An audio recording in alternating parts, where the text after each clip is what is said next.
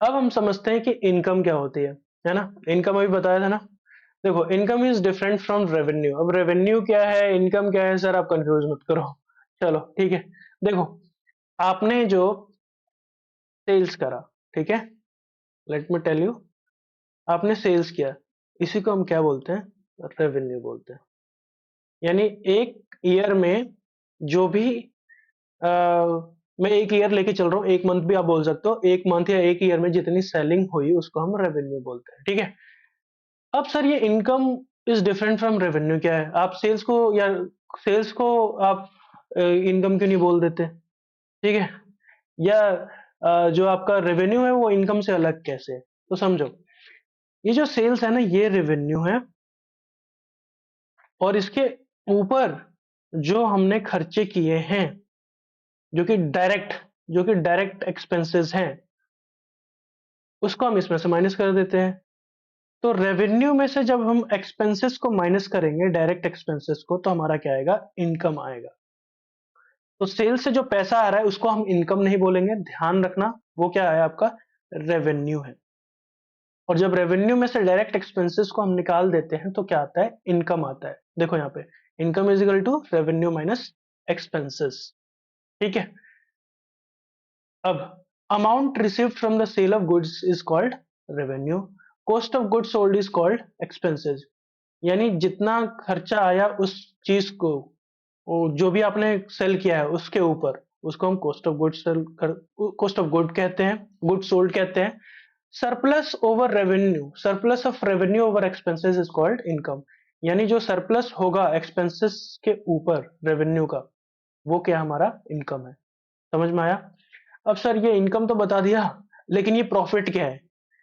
Profit और income तो same ही लग रहा है सर, क्योंकि प्रॉफिट क्या होता है, हमने कोई सामान बेची, सेल्स, और उसमें से हमने उस खर्चे को माइनस कर दिया, तो सर प्रॉफिट ही आएगा ना। सर प्रॉफिट ही आएगा ना यहाँ पे। नहीं बच्चों, प्रॉफिट नहीं आएगा। अभी एक छोटी सी लाइन है, बहुत ही ज्यादा इंपॉर्टेंट है, ध्यान से सुनना। It is the excess of total revenue over the total expenses. क्या बोला यहाँ पे, टोटल रेवेन्यू के ऊपर जो टोटल, उसमें से जो एक्सपेंसेस है निकाल देंगे हम, सॉरी, है ना, टोटल रेवेन्यू में से जब टोटल एक्सपेंसेस निकाल देंगे, तब हम उसको क्या बोलेंगे, प्रॉफिट बोलेंगे।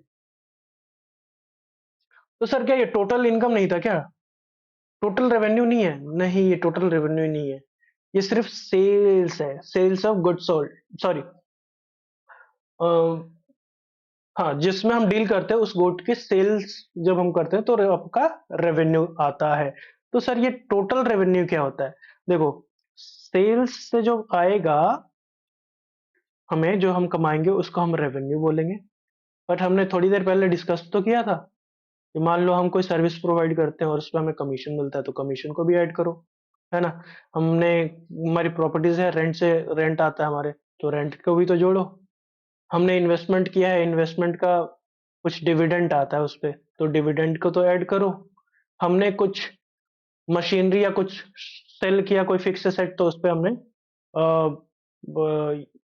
कुछ पैसे मिले, कुछ इनकम हुआ वहां से भी, तो उसको भी तो जोड़ो यहाँ पे, सेल ऑफ करंट एसेट्स या फिक्स एसेट्स, है ना, उसको भी तो जोड़ो। तो इन सबको जोड़ेंगे तो हमारा आएगा टोटल रेवेन्यू। इसमें से जब हमारे सारे टोटल एक्सपेंसेस को खर्च, मतलब माइनस कर देंगे, तब हमारा अपना प्रॉफिट आ जाएगा। समझ में आया, ओके, गुड। अब चलिए देखो, अब थोड़ी और कंफ्यूज करने वाले पॉइंट है ये, ठीक है। ये बताओ सर, इनकम भी बता दिया, प्रॉफिट भी बता दिया, अब गेन क्या है। गेन भी तो सर प्रॉफिट जैसा ही लग रहा है। हाँ, फंस गए अब यहाँ पे। देखो, अब इसको समझते हैं, गेन को थोड़ा समझते हैं, गेन और प्रॉफिट में डिफरेंस क्या है ना, समझने की कोशिश करते हैं। गेन और प्रॉफिट में डिफरेंस क्या है। देखो, एनी मॉनेटरी बेनिफिट या प्रॉफिट और एडवांटेज रिजल्टिंग फ्रॉम इवेंट्स, कौन से, फ्रॉम इवेंट्स और transactions which are incidental to nature, incidental incidental to the business, incidental क्या होता है? कभी कभार, या आपके डेली बिजनेस का हिस्सा नहीं है, या आपके डेली बिजनेस का हिस्सा नहीं है। मान लो आपके पास कोई कंप्यूटर था, ठीक है, जिसपे आप एंट्रीज करते थे, जो भी आपके ट्रांजैक्शंस होते थे उसको। अब 5 साल बाद, 5 years ओल्ड होने के बाद, वो ना किसी काम का नहीं रहा। हो सकता है आप किसी को बेच देते हो तो वो उसके काम आ जाए, आपके बिजनेस का काम का नहीं रहा। तो आपने जब इसको बेचा ना, तो लेट्स से आपने, आपकी बुक वैल्यू थी उसमें, लेट्स से 5 लाख आपने अपने कंप्यूटर पे खर्च किए थे, और 5 साल से आप यूज करते थे, और उसकी वैल्यू मान लो 4 साल यूज करने के बाद कितनी रह जाएगी? 5 लाख को 5 से डिवाइड करोगे तो 1 लाख आएगा, यानी 4 साल आपने यूज किया, तो उसकी and, at the end 1 lakh rupees value आपकी बुक्स में दिखेंगी। 1 लाख उसकी करंट वैल्यू रहेगी, ठीक है। बट जब आपने बेचा तो वो 1 1.5 लाख में बिक गया। तो इस पे आपको गेन कितना हुआ, कितना आपको फायदा हुआ? 50,000 का। तो ये जो 50,000 का फायदा जो है ना, ये इंसिडेंटल है बिजनेस का। ये आपके डेली रूटीन का हिस्सा नहीं है। आप कंप्यूटर नहीं बेचते हो, आप शू बेचते हो, राइट? तो जब आप शू बेचते हो तो आपके लिए एक इंसिडेंटल गेन है, ठीक है। तो sale of fix assets, winning a court case, आपका कोई केस चल रहा था कोर्ट में, वो आप जीत गए, तो ये क्या है? इंसिडेंटल है। Appreciation in the value of assets, आपकी बिल्डिंग की वैल्यू बढ़ गई, तो ये क्या है? इंसिडेंटल है, ठीक है। अब डेली नहीं बढ़ती है। तो अब समझो, तीनों में ही डिफरेंस बता देता हूं वापस से। इनकम क्या है? सेल्स, सेल्स माइनस एक्सपेंसेस, जो आपका रेवेन्यू है, सेल्स माइनस जो भी आपने सेल्स किया उसमें से एक्सपेंस को माइनस कर दो, आपका आ जाएगा क्या? इनकम। प्रॉफिट क्या है?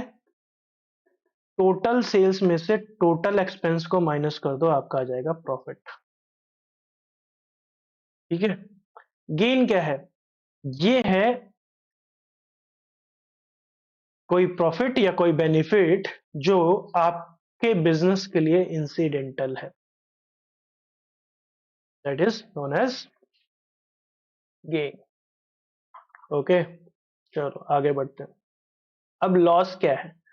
लॉस को समझते हैं। देखो, जो लॉस होता है ना, ये लॉस दो डिफरेंट मीनिंग देता है। क्या? फर्स्ट देखते हैं लॉस।